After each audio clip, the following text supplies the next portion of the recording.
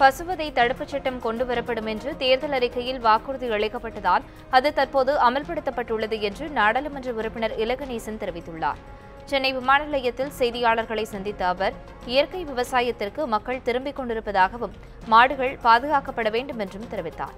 உணவு என்ற ஒரே காரணத்துக்காக நரமாமிசம் சாப்பிட நினைத்தால் அதனை ஏற்க முடியாது என்று கூறிய இலகணேசன், மாடுகள் ஏற்றுமதி குறித்து அரசு ஆலோசனை நடத்தி வருவதாகவும் தெரிவித்தார்.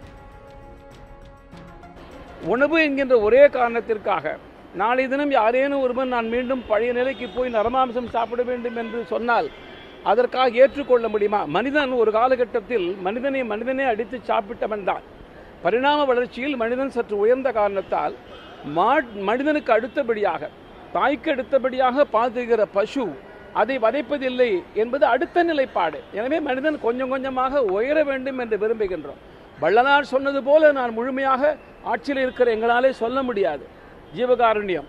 ஆனால் குறைந்தபட்சம் மனிதனாக இருந்த நிலையிலிருந்து அடுத்த நிலைக்கு, மனிதனுக்கு அடுத்த நிலையாக இருக்கிற ஐந்தறிவு மிருகமாக இருக்கிற மாடுகள், அதுவும் கூட பொருளாதார அடிப்படையில் தான் நாங்கள் இந்த கோரிக்கையை முன்வைக்கின்றோம்.